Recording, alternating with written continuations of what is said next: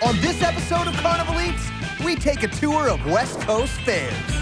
Wow, I'm pretty excited right now. Oh, smell-o-vision. For the love of God, somebody invented. Only the hungry need to fly here. I'd like to interview.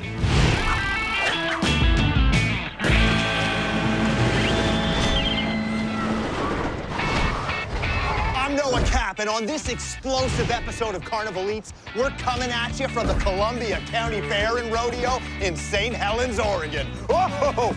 This scenic town was named for its breathtaking views of Mount St Helens, an active volcano. But it's also famously known as the place where Edward bit Bella. And today, I'm about to take a bite out of some of the finest fair foods around. As a third-generation concessionaire, Brian has mastered the art of the corn dog. Using his grandfather's truly unique corn dog recipe, Brian also brings the best flavors of Texas to the Northwest. It's the Lone Star Corn Dog. Is it a corn dog? Is it a chili cheese dog? Is it a dream come true? This is the biggest corn dog I think I've ever seen. Jalapeno, cheese, on a stick.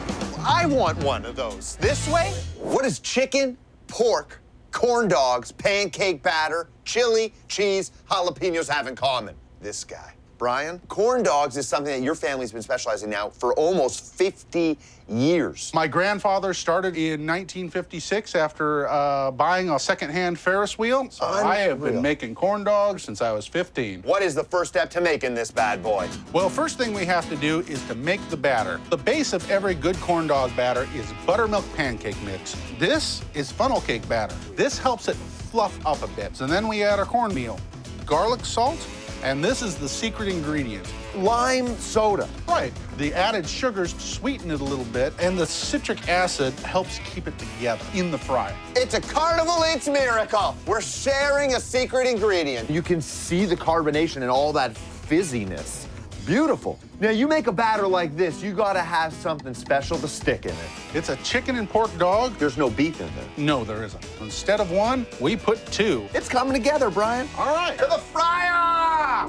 Dunk the dog gently. There's nothing wrong with that.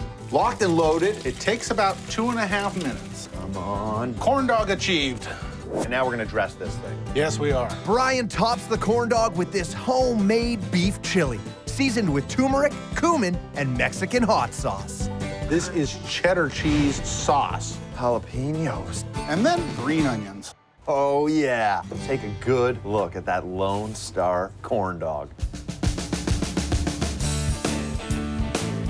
That's delicious. It's a little buffet of flavors. You get that chicken and pork blend, which is super cool. That melted cheese, the chili combination, the crunch of the jalapenos, and those little pops of that onion on top. But for me, really, it will always come down to the batter. There is a hint of that lime soda in there. It adds a flavor into that batter that you don't get traditionally. Brian, you know what they say about Texas? Everything's bigger in Texas. No, everything's better in Texas.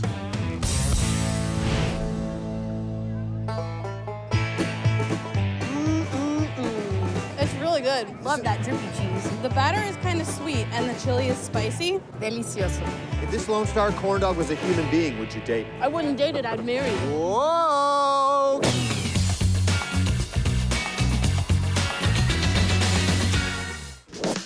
Our next vendor, Tyler, has become a fixture at the Columbia County Fair with her mouth-watering pitas. Combining Mexican fish tacos with the freshest ingredients that Oregon has to offer, she's created the Pacific Coast Pita.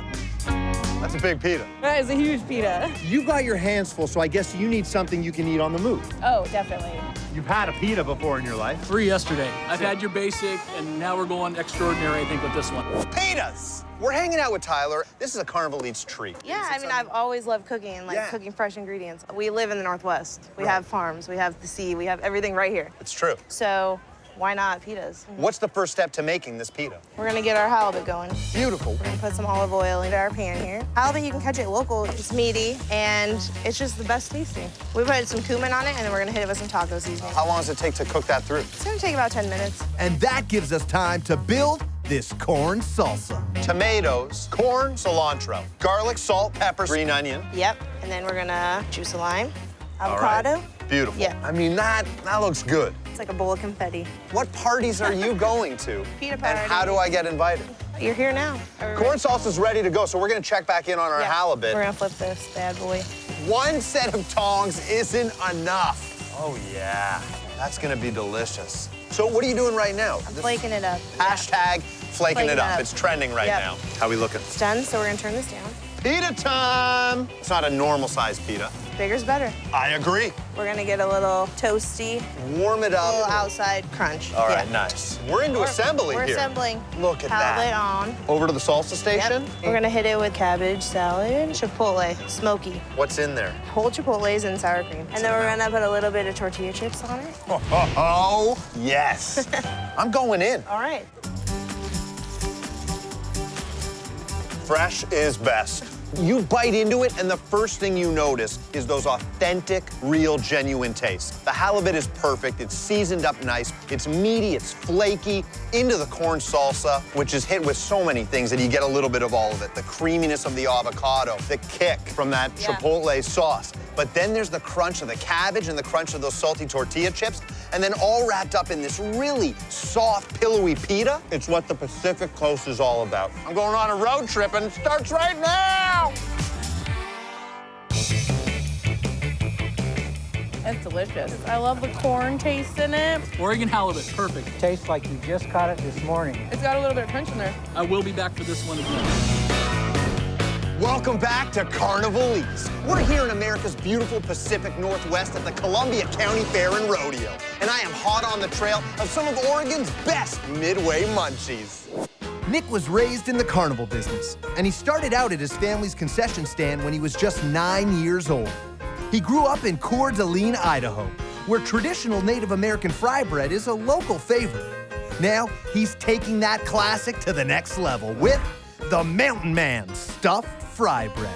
I've had fry bread before, but I haven't had it stuffed with anything. Look at that! It's kind of big. It's like Thanksgiving because that thing has been stuffed. Hanging out with Nick, two big guys, one big sandwich. This can't go wrong. Bigger is always better. That's good news for both of us. Yes. There's a lot of people who haven't had authentic, legit fry bread. We live on the Coeur d'Alene Reservation there. So about 30 some odd years ago, a neighbor lady found out that Mom and Dad were going to start serving at powwows and said, you have to serve fry bread. So she gave them the basic recipe for the fry bread. We've been using it ever since. What is the first step? We're gonna make the dough from scratch. Flour, cup of water, and then once you start to get the dough to form, you're gonna add salt, baking powder, yeast, garlic, and then powdered sugar. Garlic and powdered sugar making an appearance in this dough. And then slide it into a rising dish.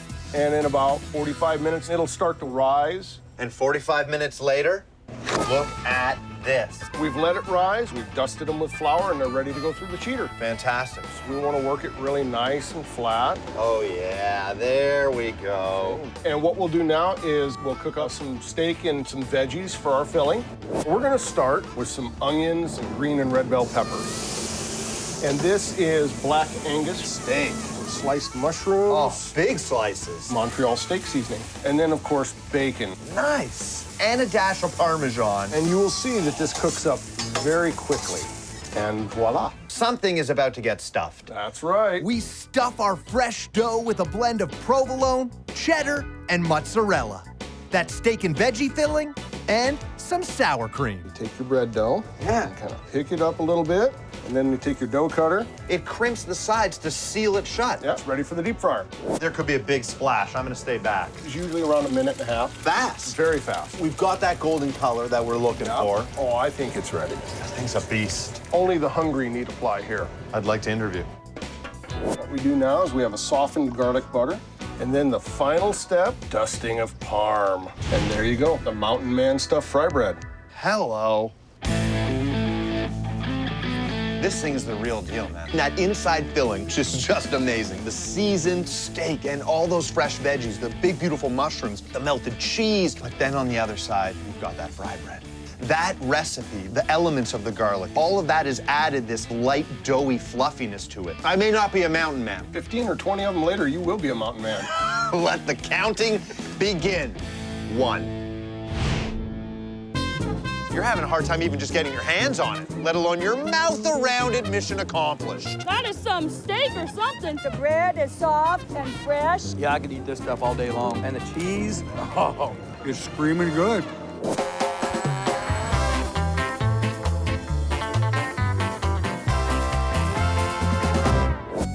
is new to the carnival food scene, and he's using local ingredients to feed the masses.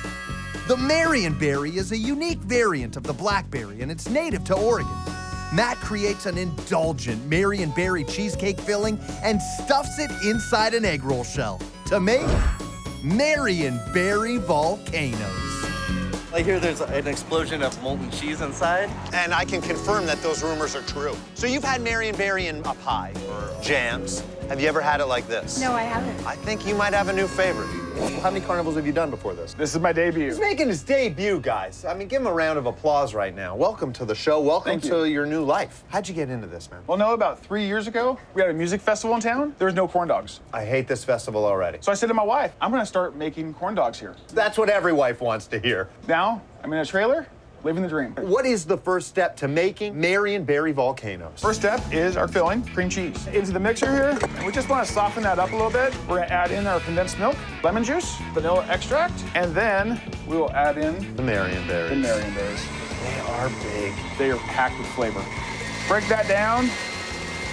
Smell-o-vision. For the love of God, somebody invented. What are we waiting for? We need to put this in the fridge and let it sit for 30 minutes. I just don't want to wait 30 minutes. Do you have a batch that's ready to go? We do. That a boy. It looks like ice cream. It has thickened up. What's the process here? Well, we put it on the egg roll wrapper, set it right down there, and then a little water all the way around. This water is going to seal this thing up. Yes, it will. Press those down here. All right. We'll fold right here. And then a tight roll. And that is a beautiful work of handmade art. Let's place them in the fryer. Going right in. 350 degrees, about 2 minutes. Sounds like it's working. Those are done. Look at those, man. Powdered sugar. Marionberry syrup that's produced locally. You got yourself some Marionberry Volcanoes. Wow, that berry flavor is just popping through the roof. It is like biting into a berry cheesecake. The egg roll gives you a crunch and a cracker-like snap. The Marionberry Volcano, my man, it is exploding with flavor. It's warm, it's sweet, it really is good. Cream cheese with the Marionberries. Sounds like a very, very good day. Welcome back to Carnival Eats. We're here at the El Dorado County Fair in California. At the height of the gold rush, this place was known as Hangtown, and it was home to more than one Wild West shootout. These days, it's filled with folks headed to the fairground. Chef Saku has a deep love of barbecue, and he knows that no carnival is complete without food on a stick. So he transformed his famous ribs into a portable meat snack called Rib Pops. So I can tell you right now, that's an order of rib pops. Looks good to me. I've heard good things.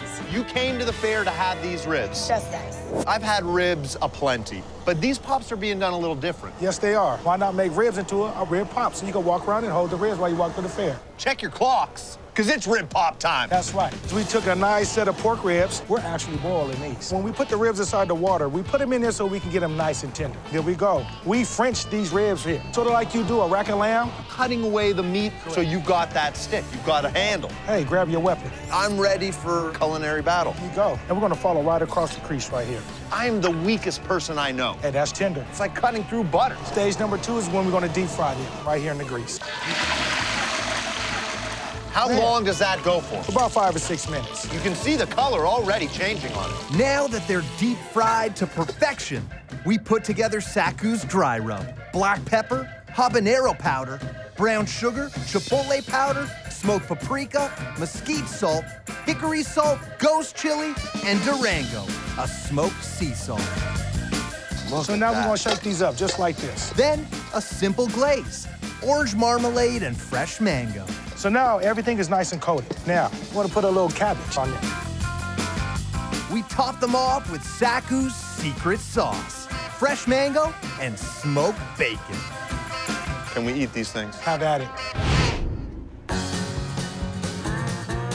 Yep. And I bit into it. I already knew. There's a sweetness and a smoothness that comes from that glaze. But no matter what, listen, you can hit it with all the fancy sauces and you can cover it in that beautiful dry rub. But what it comes down to is that meat. It is so tender. This, to me, is the perfect rib. Little built-in handle. This is a game changer. Your bite is like a whole family's bite at once. salty, sweet, it's crunchy. Oh God, that's so good. Rib. Came to try the rib at the county fair, and you were like, yo, try this if you dare. And I'm like, yo, in the mouth, tastes so good. Gonna finish this in my own neighborhood.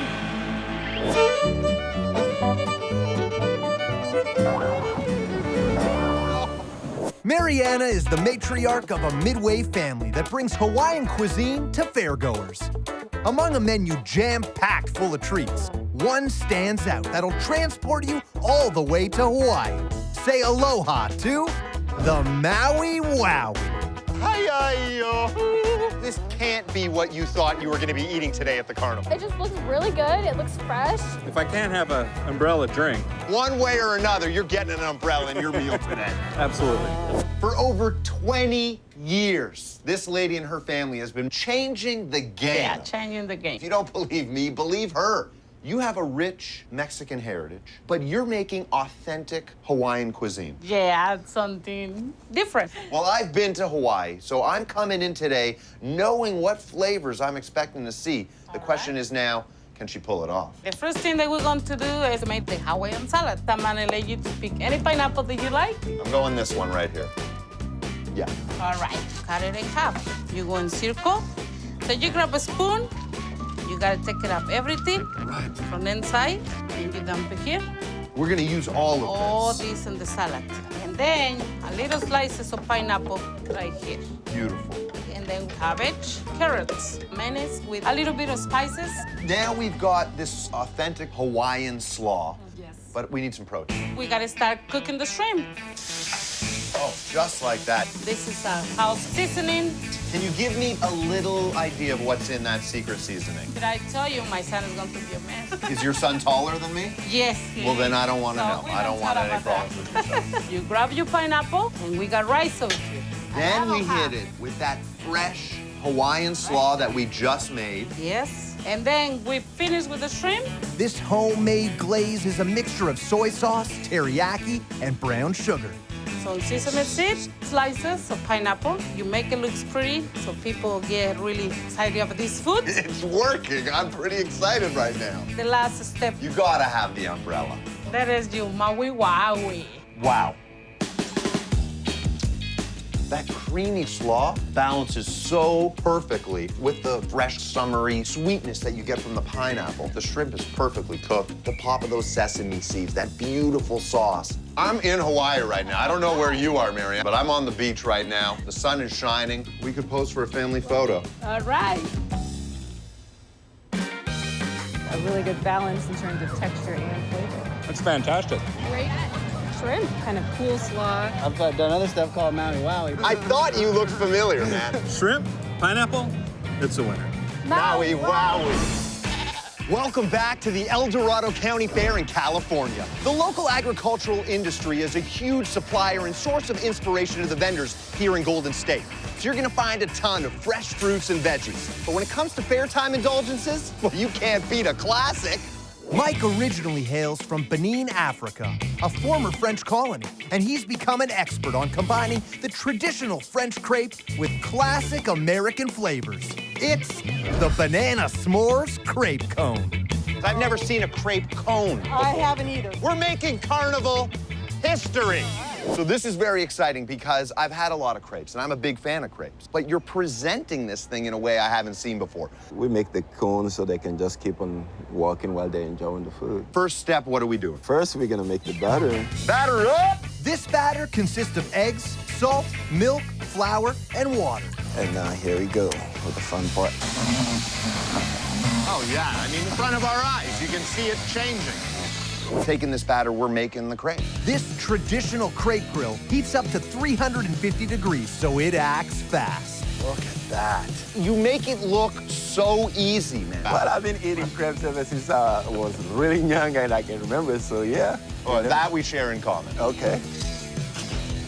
And that's a perfect crepe, man. Look at that. The color is beautiful on this thing. Better. Oh, just tap. Is that the technique? Yes. Now, we add some brown sugar and a finely sliced banana. Shout out to your knife skills. Impressive. Next, we introduce the s'mores component. Mini marshmallows and chocolate hazelnut spread.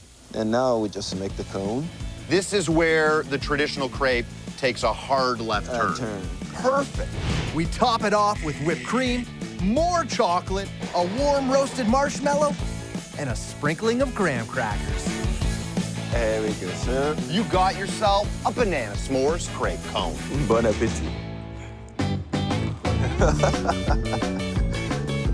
From the moment you made this thing, I knew I was going in hard.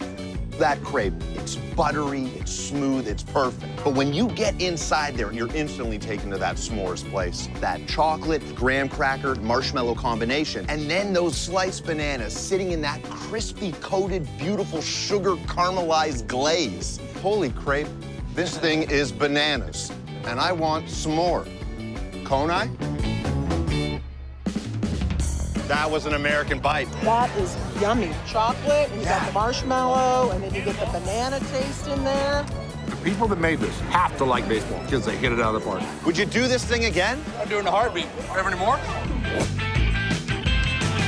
What a day. After devouring that Lone Star corn dog, the Pacific Coast Pita, the Mountain Man stuffed fry bread, and the Maui Wowie, I've still got the Midway munchies. We'll see you next time on Carnival Eats.